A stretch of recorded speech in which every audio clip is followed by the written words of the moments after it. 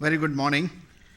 It's a pleasure to be here today, and I would like to congratulate mBillionth for organizing this and having a group which is very, very proactive with respect to innovation, and particularly in the field which is growing and growing.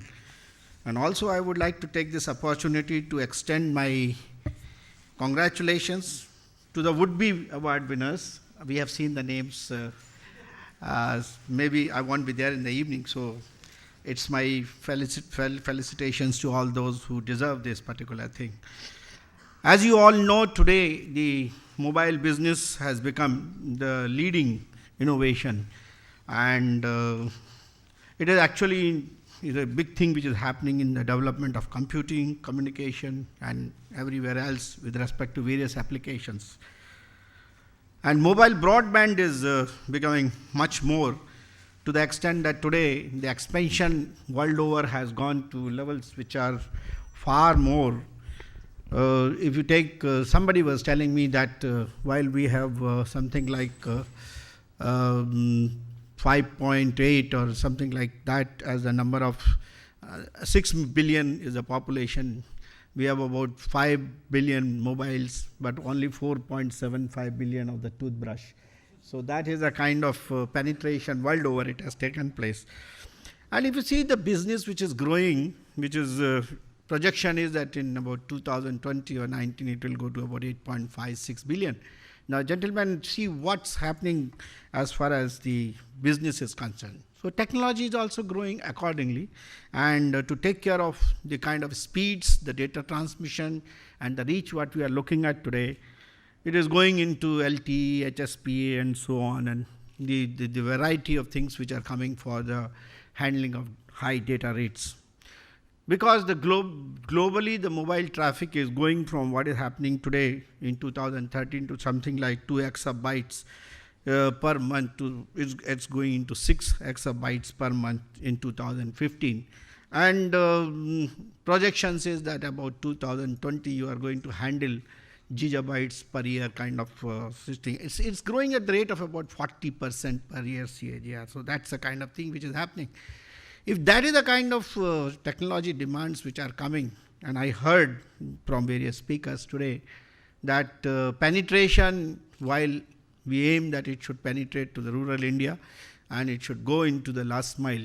My yesterday's visit to Karnataka was not very comfortable thing to me, because I saw the fiber optic lines being laid down, wires still hanging, and we are still not able to provide the last mile service of internet to all our users. Many people have talked about this and said that it is due to the spectrum allocation by the government of India and so on. I am looking at the spectrum in some form. That is, you have, if you take the 5 gigahertz spectrum, you have 5.15 to 5.33 available, 5.49 to 5.83 available, 5.33 to 5.835 available, and there are gaps in between. I do not know why those gaps are not being utilized. But if you have to really go from million to billionth, I think the time has come that we will have to go into the gigahertz, that is what we call as a millimetric wave, 300 gigahertz capability, which will give you that kind of a wide spectrum. It's not going to be easy, because if you are going to look at tomorrow's technology, we need to be doing for this kind of thing, whether it is digital India or Internet of Things or the smart cities, all of them will demand handling of large data, voice, video, everything. So there will be a power limitation, and that power limitation will lead to computation going over to the cloud. And obviously there will be a backup, and to refresh our lost data, again we will have to go for more and more data going into the clouds. That means technology which is to be attended to today by the mobile community is not just the applications, but they are also related to large number of hardware activities and so on. Because smartphone has really transformed the entire thing as far as the utility of this mobile applications are concerned. And they are basically driven by the technology, where it is wireless communication, the roaming and the multiple kinds of networks, data storage, local and on the cloud, graphic displays, streaming the wireless multimedia, applications which are dynamic reprogramming, which are able to do mobile internet, sensors, GPS, motion, all that is now coming. But ultimately everybody would be looking at lowest power. If we have to provide at the lowest power, the largest endurance, then maybe there is a change which will be needed, and mobile systems will have to now go into what we call as the photonics enabled systems, which will certainly give you that edge as far as the power requirements are concerned, and latency will be required. If the 5G networks have to give you zero latency, then obviously it can't happen purely with the type of chipsets we have developed, unless they are going to be enabled by the photonics. So these are the small things which are going to happen, which will give you lot of applications are already happening. I'm seeing now the smart connected cars with the infotainment, consumer electronics, which is cameras and recorders and so on, mobile medical devices coming in, industrial robotics are coming in, connected homes, and that is all going to be part of the smart city campaign which we are talking. Smart meters, digital meters, and the future will be the wearable computers and so on. Now, where do we go in terms of technology? We have some of the best chips which have come up, but those chips are going to be suitable, for example, the Intel's Atom, or in terms of low cost versions of the same chip. But ultimately, it will all depend upon how many IoT developers will be coming on this, and the Internet of Things will demand a larger share, because we are looking at by about 2020, there will be about 4.5 million Internet of Things developers which are going to happen. And mobile density will certainly go from 6.8 billion, which is what is the population, which will go to something like 5.1 billion. If that is the case, then we certainly need to start looking at new technologies. One particular chip which has made all the difference and what has given you performance today is the Snapdragon 810 chipset of the Qualcomm, which really gave the complete change as far as the profile is concerned in terms of high performance, longer battery life, faster Wi-Fi speeds, better GPS, superior modem capability, new ways of activations, and better videos and better voice quality and so on. All this happened because of one particular chip. What were the activating factors which have enabled? Because today's business is shorter business cycle, faster technological innovations. I see many of them doing it in the app field, and low barriers to the access, unprecedented choices which are available today, and disruptive new technologies which are emerging today. Systems are becoming highly decentralized and consumer oriented, and we have the increase going from something like 10 times to 100 times as far as the long tail solutions are concerned. And we certainly are entering into areas which are becoming more and more human centric. Actually, earlier it used to be computer centric, then we have the network centric, and now more and more things are become as what we call the human centric.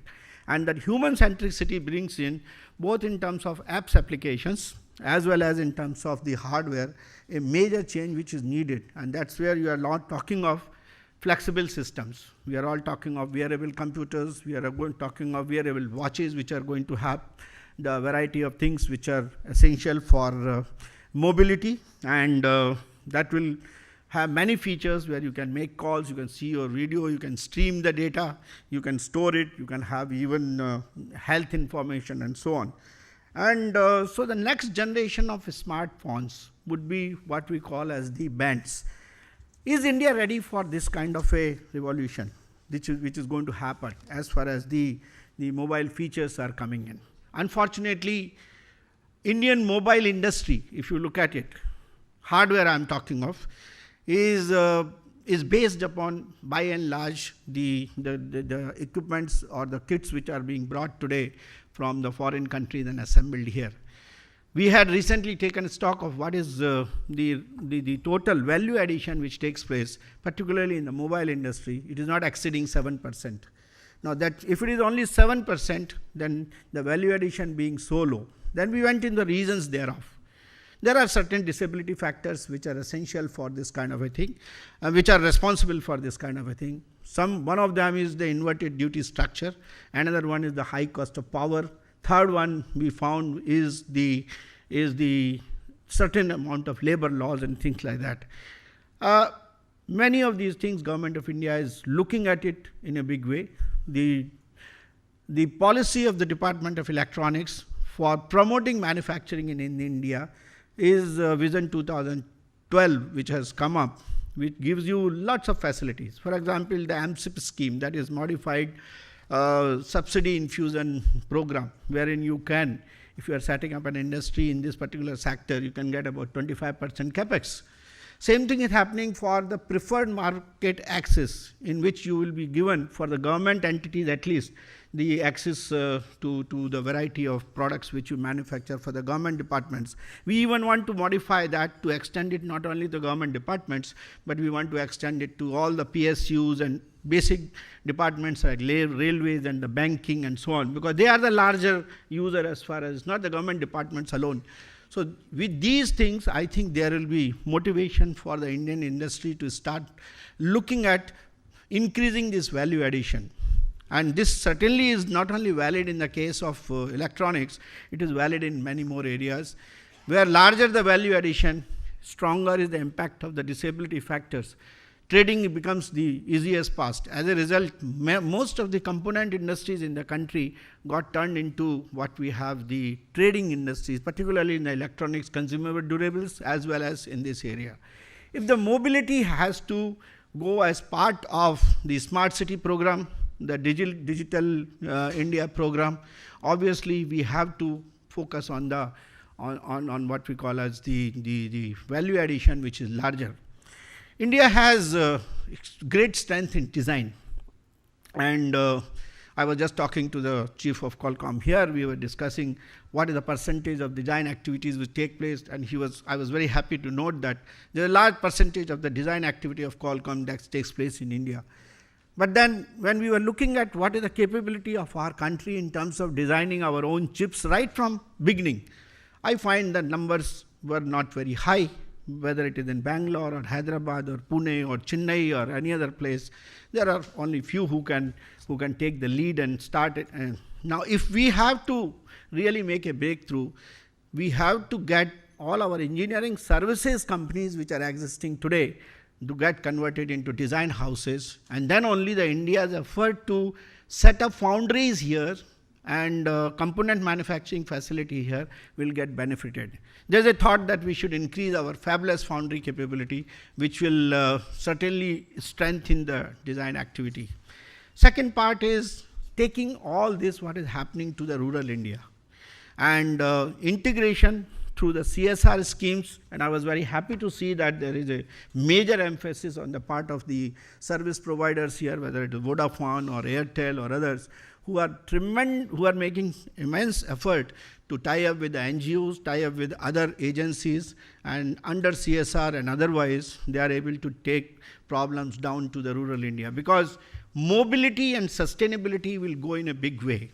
If we have to take the pyramid where the right from GIS down to the farmer, every information we should be able to provide, whether it is weather forecast or the agriculture seeding pattern, or it is the health information, or it is something to do with the employment reality, or education, or health, or managing buildings, or the grid, everything will need the mobility there. And that mobility can come if we have the strength, core strength in design and manufacturing, and of course, integrating the entire infrastructure together, which will happen. And I'm sure under mBillionth, the innovation exercise which is taking place, the reach which is being tried out by this organization to take the growth of mobility to the different corners of our country will make the difference. I'm very happy to be here and would like to congratulate the organizers for doing this great job and all of you for contributing to the growth of this country. Thank you very much. God bless you all.